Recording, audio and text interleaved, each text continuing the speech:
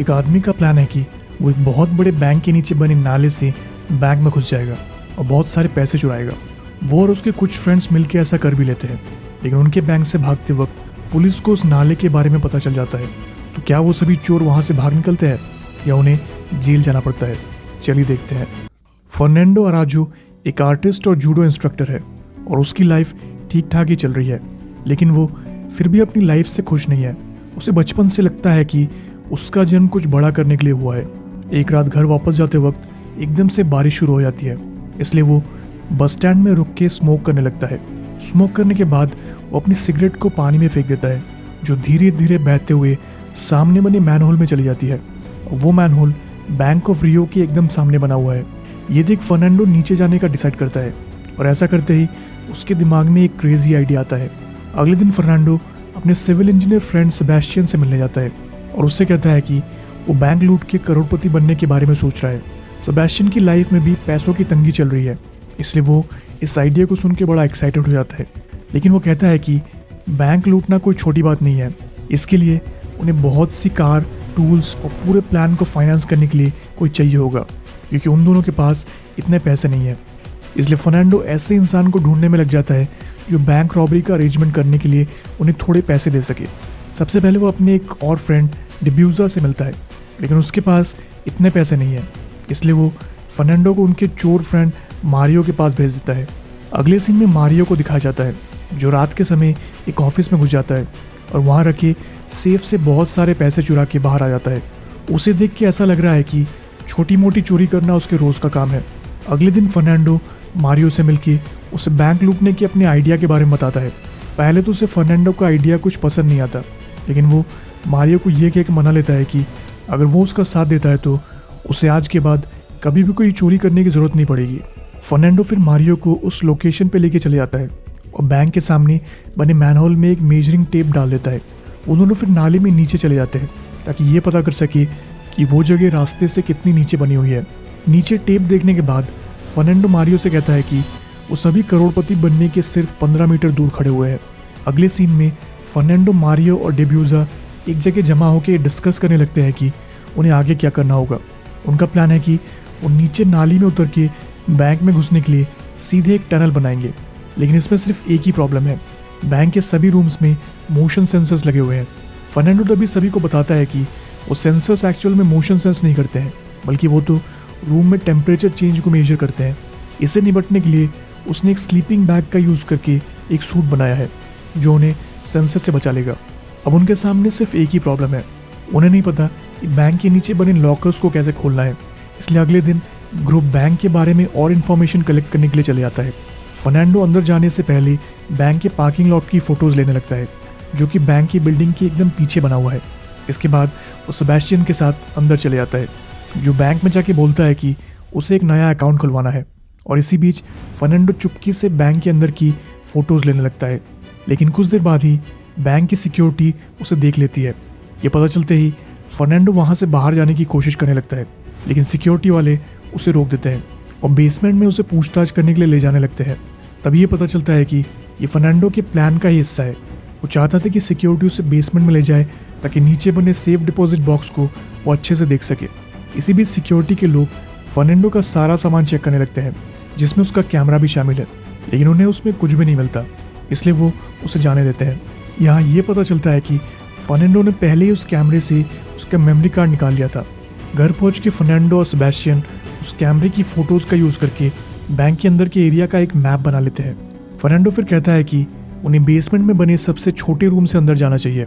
इसके बाद वो एक साइकिल का यूज़ करके मैनहोल और बैंक के बीच के डिस्टेंस को निकालने की कोशिश करते हैं। यहाँ वो चेक करते हैं कि साइकिल की टायर कितनी बार घूम रही है। अगले दिन फर्नांडो अपने जियोमेट्री का ज्ञान का यूज़ करके ये पता कर लेता है कि उन्हें टनल को किस एंगल पर ड्रिल करना होगा ताकि वो बिना ज़्यादा मेहनत किए बैंक तक पहुँच जाए। यहाँ ये भी बताया जाता है कि जो पैसे वो लोग बैंक से चुराने वाले हैं उसका इंश्योरेंस है, जिसका ये मतलब है कि इस चोरी की वजह से बैंक में जितने भी लोगों के पैसे हैं उन्हें कोई नुकसान नहीं होगा, बल्कि पूरा नुकसान बैंक वालों को उठाना पड़ेगा। उसी रात फर्नांडो नीचे नाले में उतर के टनल की खुदाई शुरू कर देता है। अगले दिन वो एक और आदमी को अपने ग्रुप में ले लेता है जिसका नाम अल्बर्टो है, जिसकी जिम्मेदारी बैंक लूटने के बाद सभी को वहाँ से भगाने की है। लेकिन ग्रुप के पास बैंक के बेसमेंट में बने 400 लॉकर्स को खोलने का अभी भी कोई प्लान नहीं है। पहले तो वो सभी लॉकर्स को एक ब्लो टॉर्च से खोलने का प्लान करते हैं, लेकिन इस तरह से सारे लॉकर्स खोलने में उन्हें लगभग 7 घंटे लग जाएंगे। इसलिए फर्नांडो ये सजेस्ट करता है कि उन्हें एक लॉकर कुछ दिन के लिए रेंट पे ले लेना चाहिए, ताकि वो खुद देख सके कि इन लॉकर्स को इजीली कैसे तोड़ा जा सकता है। लेकिन वो इसी बैंक के किसी और ब्रांच से लॉकर लेना चाहते हैं, ताकि बाद में वो पकड़े ना जाए। अगले दिन मारियो सेम बैंक के दूसरे ब्रांच में एक लॉकर रेंट पे ले लेता है, ताकि उस लॉकर को खोलते वक्त वो पता कर सके कि वो कितना मजबूत है। इसके बाद मारियो और उसके साथी बैंक लूट के भागने के लिए एक वैन चुरा लेते हैं। अब वो लोग फिर अल्बर्टो के घर के बाहर वेट करने लगते हैं, लेकिन कुछ देर बाद ही पुलिस उनसे पूछताछ करने आ जाती है। उन दोनों को लग रहा है कि उनका भांडा अब फूटने वाला है, लेकिन तभी अल्बर्टो और उसकी वाइफ वहाँ आके पुलिस वालों से कह देती है कि ये उनके दोस्त हैं। वो सभी बाल बाल वहाँ से बच के निकलते हैं। ग्रुप हर दिन थोड़ा थोड़ा करके टनल का काम पूरा कर रहा है, लेकिन एक दिन अचानक से टनल बनाने वाली ड्रिल टूट जाती है। ये देख फर्नांडो हंसते हुए कहता है कि कल वो एक नई ड्रिल खरीद लेगा।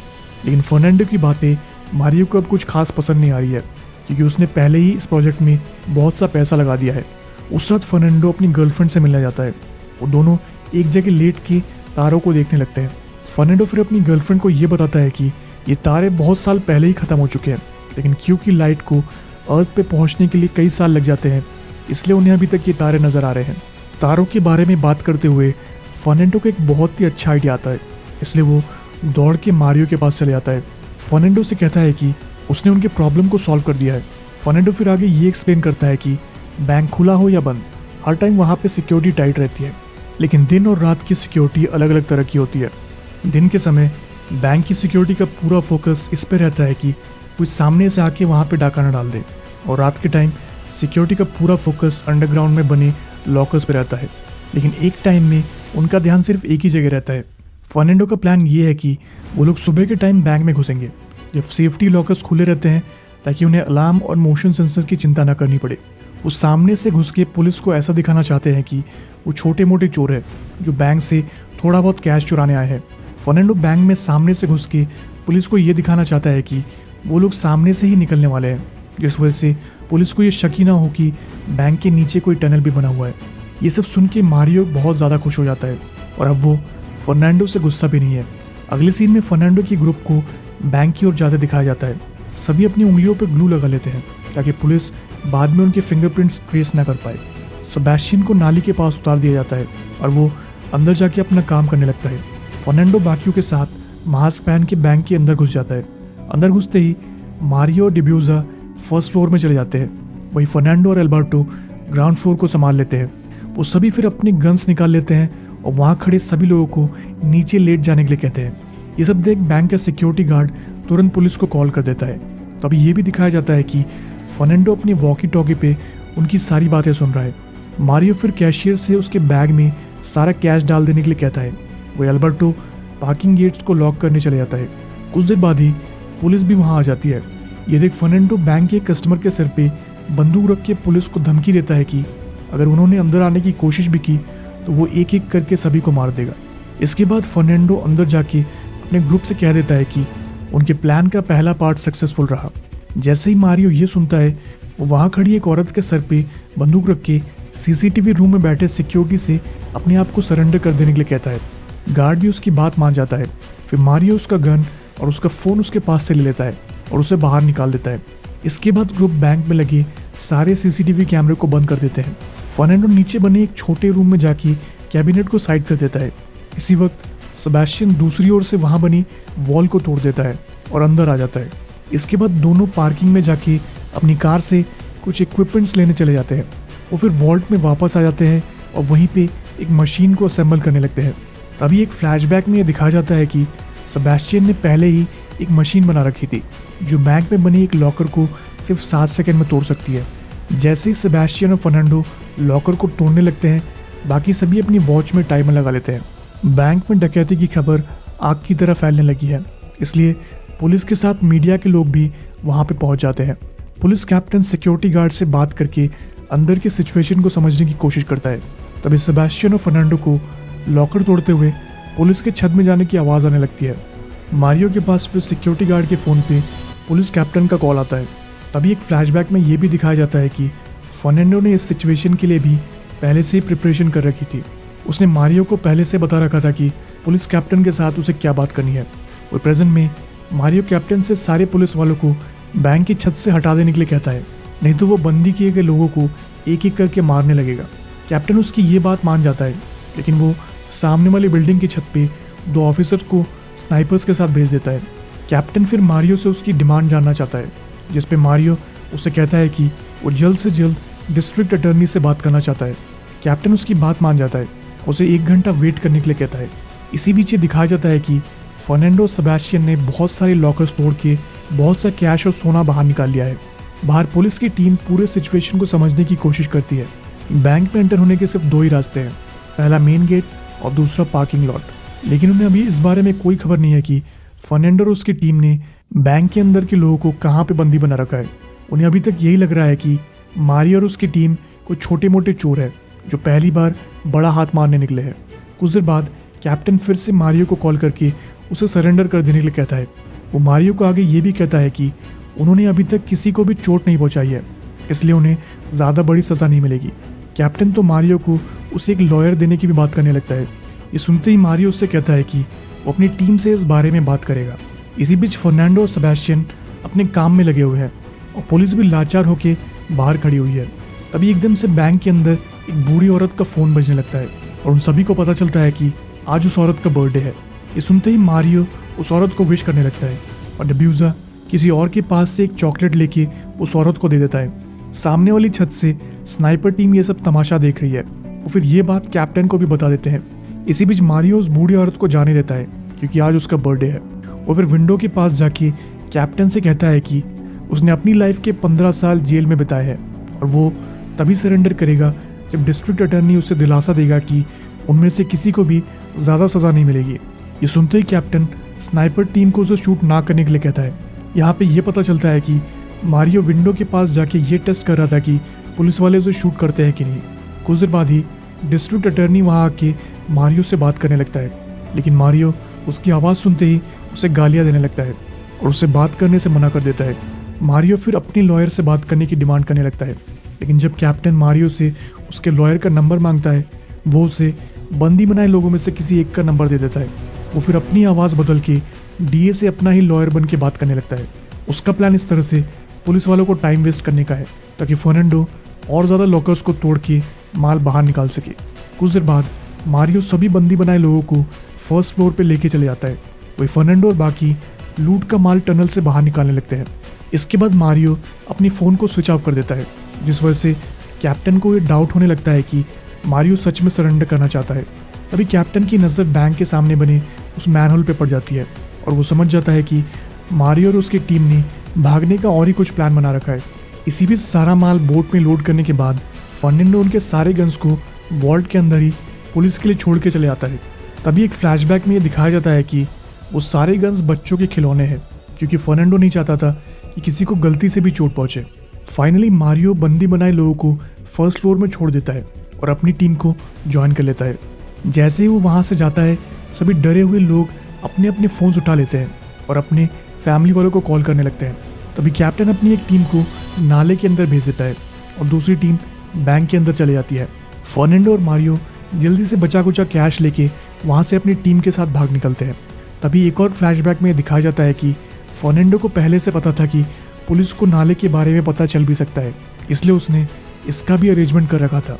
उसने नाली में एक छोटा सा डैम पहले से बना रखा था ताकि वहाँ पे पानी का लेवल बढ़ जाए और वो अपनी मोटर बोट से वहाँ से भाग निकले। इसी बीच कैप्टन को बैंक के अंडरग्राउंड रूम में दिखाया जाता है, जहाँ वो देखता है कि टनल पे जाने वाले रास्ते में एक बॉम्ब लगा हुआ है, लेकिन उसे जल्दी पता चल जाता है कि वो बॉम्ब भी बाकी वेपन्स की तरह ही नकली है। लेकिन जब तक वो बाहर निकलता है, फर्नांडो की टीम बहुत दूर जा चुकी थी। इसी बीच फर्नांडो और बाकियों को उस वैन से भागते दिखाया जाता है, जिसका अरेंजमेंट उन्होंने पहले ही कर रखा था। वो फिर एक जगह जाके सारे बेकार के सामान को जला के अल्बर्टो के घर की ओर बढ़ जाते हैं। वहाँ पे वो लूटे हुए माल को बराबर हिस्सों में बांट लेते हैं। कई महीने ऐसे ही निकल जाते हैं और ग्रुप अपने लूटे हुए पैसों से खूब ऐश कर रहा है। लेकिन अचानक एक दिन अल्बर्टो की वाइफ उसे एक दूसरी लड़की को किस करते हुए पकड़ लेती है। वो इस बात से इतना गुस्सा हो जाती है कि वो बैंक लूटने के बारे में पुलिस में जाके कंप्लेंट कर देती है, जिस वजह से एक एक करके पुलिस उन सभी को पकड़ने लगती है। मूवी में अब 7 महीने बाद का सीन दिखाया जाता है। फर्नांडो के आज जेल से बाहर आने का दिन है और उसे अपनी लग्जरी कार में घर ले जाने के लिए मारियो आया हुआ है। यहाँ ये पता चलता है कि फर्नांडो को पता था कि वो लोग पकड़े भी जा सकते हैं, इसलिए उसने पहले से ही इससे बचने का भी एक सोल्यूशन ढूंढ रखा था। उसने जानबूझ के बैंक लूटने के लिए खिलौने वाली गन्स का यूज़ किया था ताकि गलती से वो किसी को चोट ना पहुंचाए और इसके अलावा पकड़े जाने पे उन्हें कम से कम सज़ा मिले। फर्नांडो और बाकियों के पास अभी भी ज़्यादातर लूट का माल पड़ा हुआ है, क्योंकि लॉकर में क्या है इस बारे में बैंक के पास कोई रिकॉर्ड नहीं रहता है। बैंक का एस्टिमेट है कि लॉकर्स में कम से कम 200 करोड़ की ज्वेलरी और कैश था, लेकिन पुलिस को फर्नांडो की टीम के पास सिर्फ 20 करोड़ और 4 किलो ज्वेलरी ही वापस मिली है। क्योंकि लॉकर के अंदर के सामान के बारे में पुलिस के पास कोई भी डिटेल्स नहीं है, इसलिए वो फर्नांडो और बाकियों के अगेंस्ट कोई बड़ा केस नहीं बना सकते। यही वजह है कि सभी 7-8 महीने जेल में काटने के बाद बाहर आ जाते हैं।